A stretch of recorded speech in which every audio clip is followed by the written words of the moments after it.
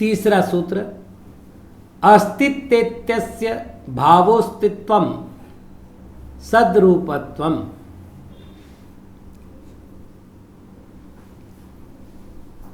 अब प्रत्येक गुणों का व्युत्पत्ति लभ्य अर्थ प्रकट किया जा रहा है।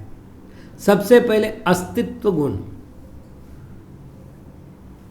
यदि हमें परिश्रम नहीं करना है और शब्दों के अर्थ शब्दों से ही निकालने हैं, तो सरल व्यवस्था क्या है?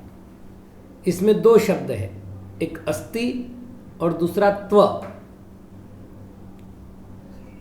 अस धातु का अन्य पुरुष का एक वचन है अस्ति, तो उसका अर्थ होता है। और त्व जो प्रत्यय लगता है वह पना अर्थ में लगता है, रूप अर्थ में लगता है। तो अस्ति रूप जो है उसको कहते हैं अस्तित्व। तो अस्ति इति एतस्य भावः, अस्ति है, इस प्रकार जो भाव है उस भाव को अस्तित्वम, अस्तित्व कहते हैं। इसका और सरलीकरण करना चाहे तो सद्रूपत्वम। सद शब्द प्रशंसावाची भी है और विद्यमान अर्थ में भी प्रयोग में आता है। यहां विद्यमान अर्थ में लेना है तो सत रूप है, अर्थात विद्यमान रूप है, उसको अस्तित्व कहते हैं। तो जिस गुण के कारण या जिस शक्ति के कारण द्रव्य का होना, सतरूपना कायम रहता है, उसको अस्तित्व गुण कहते हैं। ये परिभाषा हो गई। तो अस्ति और त्व, इन दोनों को अलग करके भी हम परिभाषा कर सकते हैं। सूत्र क्रमांक 4, वस्तुनो भावो वस्तुत्वम सामान्य विशेषात्मकम वस्तु। ऐसे ही अब दूसरी बात करें, अपन वस्तुत्व गुण की चर्चा करें। तो वस्तुत्व, अब यदि वस्तु शब्द का अर्थ हमें पता चल जाए तो वस्तुत्व का अर्थ आ जाए। यहां कह रहे वस्तु के भाव को वस्तुत्व कहते हैं। अब प्रश्न है कि हमें यही पता नहीं वस्तु किसे कहते हैं। तो आचार्य महाराज कह रहे सामान्य विशेषात्मकम वस्तु। अन्यत्र पाया जाता है एक सूत्र, वह सूत्र है वसंति गुणा यस्मिन्निति वस्तु, जिसमें गुण विद्यमान रहते हैं, गुणों का निवास होता है, उसे वस्तु कहते हैं। यहां कह रहे सामान्य विशेषात्मकम वस्तु, जैसा कि परीक्षा मुख में आया है सामान्य विशेषात्मा तदर्थो विषयः। तो ये जो सामान्य विशेषात्मा है, फिर सामान्य के दो भेद किए, विशेष के दो भेद किए, बड़ा विस्तार है। तो सामान्य और विशेष धर्म जिसमें पाया जाता है उसको वस्तु कहते हैं, और वस्तु का जो भाव है उसे वस्तुत्व कहते हैं। सूत्र क्रमांक 5, द्रव्यस्य भावो द्रव्यत्वम निज निज प्रदेश समूहै रखंड वृत्त्या स्वभाव विभाव पर्यायान द्रवति द्रोष्यति अदुद्रुवदिति द्रव्यम। द्रव्यत्व शब्द है, तो द्रव्यत्व दो शब्दों से काम हो गए। त्व का अर्थ अपन ने रूप कर लिया। जिस शक्ति के निमित्त से द्रव्यपना पाया जाता है उसे द्रव्यत्व कहते हैं। अब प्रश्न है कि द्रव्य किसे कहते हैं? यदि आप कह रहे हैं कि द्रव्यपना पाया जाता है तो द्रव्य किसे कहते हैं? तो उत्तर दे रहे हैं निज निज प्रदेश समूह ही, अपने अपने प्रदेशों के समूह के द्वारा अखंड वृत्त्या, अखंड वृत्ति से स्वभाव विभाव पर्यायान, स्वभाव और विभाव पर्यायों को द्रवति प्राप्त करता है वर्तमान काल, द्रोष्यति प्राप्त करेगा भविष्य काल, अदुद्रुवत प्राप्त कर रहा था भूतकाल, इति द्रव्यम, उसे द्रव्य कहते हैं। सरल सरल बात करें तो द्रवति, द्रोष्यति, अदुद्रुवदिति वा द्रव्यम, ये लक्षण द्रव्य का पाया जाता है। यहाँ पर थोड़ा सा उसका विस्तार कर दिया, निज निज प्रदेश समूहि रखंड वृत्त्या स्वभाव विभाव पर्यायान, ये शब्द बढ़ा दिया। बाकी द्रवति, द्रोष्यति, अदुद्रुवदिति वा द्रव्यम, ये शब्द समान है। अब यहाँ पर एक विशेष बात ध्यान रखनी है, जीव और पुद्गल में स्वभाव विभाव दो प्रकार के गुण पाए जाते हैं। स्वभाव विभाव ये दो प्रकार की पर्याय पाई जाती है।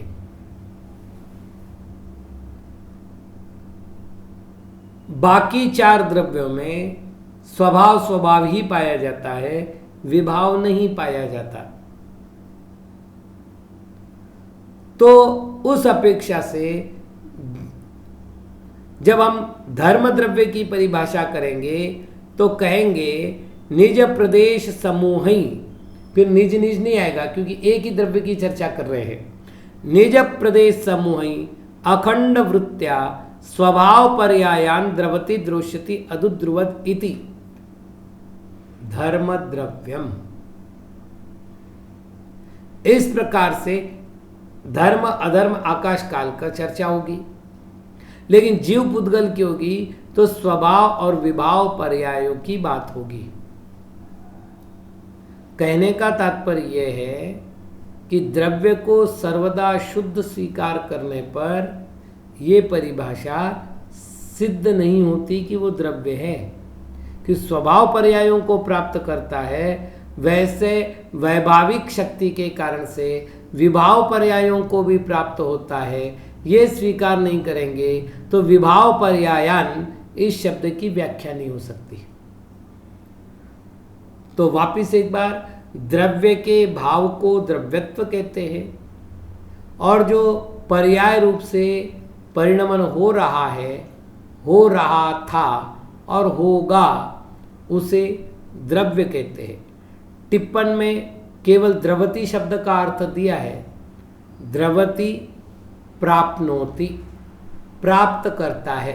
अब चूंकि द्रवति दिया है ना, ध्रुव धातु है, उससे जब हम प्रत्ययों का प्रयोग करेंगे, मतलब लकारों का, लकार के प्रत्ययों का, तो भविष्य काल में द्रोष्यति रूप बनेगा, अन्य पुरुष एक वचन में, और भूतकाल में अदुद्रुवत बनेगा। तो द्रवति का अर्थ जब प्राप्नोति हो गया तो भविष्य काल का प्राप्नोति का रूप होगा प्राप्त करेगा, और भूतकाल में रूप में होगा प्राप्त किया था जिसने। तो ये अर्थ कर लेना है। अगला सूत्र, सद्द्रव्य लक्षणम सीदति स्वकीयान गुण पर्यायान व्याप्नोतीति सत् उत्पाद व्यय द्रव्य युक्तम सत्। अब प्रश्न है द्रव्य का लक्षण क्या है। तो तत्वार सूत्र में भी ये सूत्र आया है, सद्द्रव्य लक्षणम। प्रश्न है कि यदि सत को द्रव्य का लक्षण माना जाए, जैसे हमने कहा उपयोग जीव का लक्षण है, तो सहज कोई भी पूछेगा कि यदि उपयोग जीव का लक्षण है तो उपयोग किसे कहते हैं। तो हमने कहा चैतन्य विदायी आत्म परिणामों को उपयोग कहते हैं, या ज्ञान दर्शन रूप परिणमन को उपयोग कहते हैं, अथवा साकार और निराकार रूप चेतना के व्यापार को उपयोग कहते हैं। कई सारी परिभाषा बन जाएगी। वैसे यदि द्रव्य का लक्षण सत किया जाए तो फिर सत शब्द से यहां क्या अर्थ करें? देखिए, इस बात को गंभीरता से क्यों लेना है, क्योंकि अभी हमने अस्तित्व भाव को समझते समय भी सद्रूपत्व लिया था और यहां पर भी सद्रव्य लक्षणम के प्रकरण में सत ले रहे हैं। वहां सत शब्द का अर्थ होता था विद्यमान, अस्तित्ववान। यहां पर सत का अर्थ वो नहीं है। यहां पर सत एक पारिभाषिक शब्द है और जैन पारिभाषिक शब्द का अर्थ आपको जैन पद्धति से करना होगा। व्याकरण की अपेक्षा होगा सीदति, अर्थात स्वकीयान गुण पर्यायान व्यापनोति। सीदति शब्द का अर्थ क्या है? सद का सिद्ध बना है, तो सीदति अर्थात स्वकीय गुण और पर्यायों में जो व्याप्त होकर रहता है उसे सत कहते हैं। और जैसा कि उमा स्वामी महाराज ने भी लिखा है और यहाँ भी सूत्र का अंतिम अंश दिया है, उत्पाद व्यय द्रव्य युक्तम सत। उत्पाद व्यय और द्रव्य से जो युक्त होता है उसको सत कहते हैं। उत्पाद अर्थात द्रव्य की नवीन पर्याय की उत्पत्ति। व्यय का अर्थ है द्रव्य के पुरानी पर्याय का विनाश और द्रव्य का अर्थ है उत्पाद और व्यय होते हुए द्रव्य के द्रव्य रूप बने का अवस्थान। तो सामान्य रूप से अपने गुण पर्याय में व्याप्त करके रहता है, उत्पाद व्यय द्रव्य से युक्त रहता है, उसे सत कहते हैं और वह सत ही द्रव्य का लक्षण है। अगला सूत्र, प्रमेयस्य भावः प्रमेयत्वम् प्रमाणेन स्वपर रूपम परिच्छेद्यम प्रमेयम। न्याय शास्त्र में प्रमाण, प्रमाता, प्रमिति, प्रमेय, इन चार शब्दों का प्रयोग होता है। प्रमाण के द्वारा जिसे जाना जाता है उसे प्रमेय कहते हैं, जानने योग्य प्रमेय। देखिए, मैं वापस कह रहा हूं, इसमें वास्तविक शब्द मेय है, प्र तो उपसर्ग है, तो मेय जो शब्द है वो जानने योग्य अर्थ में उत्कृष्ट रूप से, समीचीन रूप से, तीर्थंकर और गुरु पर्व क्रम से आए हुए रूप से जो जानना है उसको प्रमेय कहते, मतलब उसके अनुसार जानने योग्य उसको प्रमेय कहते, और प्रमेय का जो भाव है उसको प्रमेयत्व कहते हैं। तो फिर प्रश्न आएगा, प्रमेय किसे कहते हैं? तो ग्रंथकार उसका उत्तर दे रहे हैं, प्रमाणेन स्वपर रूपम परिच्छेद्यम। परिच्छेद्य का अर्थ होता है जानने योग्य। तो प्रमाण के द्वारा स्वरूप को और पर रूप को जो जानने योग्य है उसको प्रमेय कहते हैं। टिप्पणकार कहते हैं परिच्छेद्यम ज्ञातुम योग्यम। परिच्छेद्य का अर्थ जानने योग्य, और प्रमाणम स्वपर स्वरूप व्यवसायी यद ज्ञानम तत्प्रमाणम। स्वपर रूप व्यवसाय करने वाला जो ज्ञान होता है वह प्रमाण है। फिर एक नया शब्द आ गया, व्यवसायी। तो वि उपसर्ग पूर्वक अवस्यति शब्द से व्यवसाय शब्द बनता है, इसलिए टिप्पणकार उसको स्पष्ट कर रहे हैं, विशेषेण अवस्यति निश्चिनोतीति व्यवसायी। विशेष रूप से अवस्यति, अवस्यति का अर्थ निश्चिनोति, निश्चय करता है, निर्णय करता है, उसको व्यवसायी कहते हैं। अगला सूत्र, अगुर्लघोर भावो गुरु लघुत्वम सूक्ष्मा अवाग्गोचरा प्रतिक्षणं वर्तमाना आगम प्रमाण्यादभ्युपगम्या अगुर्लघु गुणा। अगुर्लघु के भाव को अगुरुलघुत्व कहते हैं। वापिस वही कर लो, अगुरुलघुत्व, तो अगुरुलघु के भाव को अगुरुलघु कहते हैं, यानी अगुरुलघुत्व कहते हैं। अब ये अगुरुलघु गुण कैसा होता है, इसकी कुछ नियमावली दी है। पहले तो ये गुण सूक्ष्माः, सूक्ष्म होगा। दूसरा अवाग्गोचराः, वचन के द्वारा कहा नहीं जाएगा। प्रतिक्षणम वर्तमाना, प्रति समय में वो विद्यमान रहेगा। और आगम प्रमाण्यादभ्युपगम्या, हमारे यहां मूल रूप से दो प्रमाण हैं, प्रत्यक्ष प्रमाण, परोक्ष प्रमाण। इनके अवान्तर भेद भी है। जैसे प्रत्यक्ष प्रमाण के दो भेद करें अपन तो सकल प्रत्यक्ष और देश प्रत्यक्ष और साम्यवहारिक प्रत्यक्ष। फिर जब हम परोक्ष में जाते हैं तो परोक्ष में हम भेद करते हैं स्मृति, प्रत्यभिज्ञान, तर्क, अनुमान और आगम।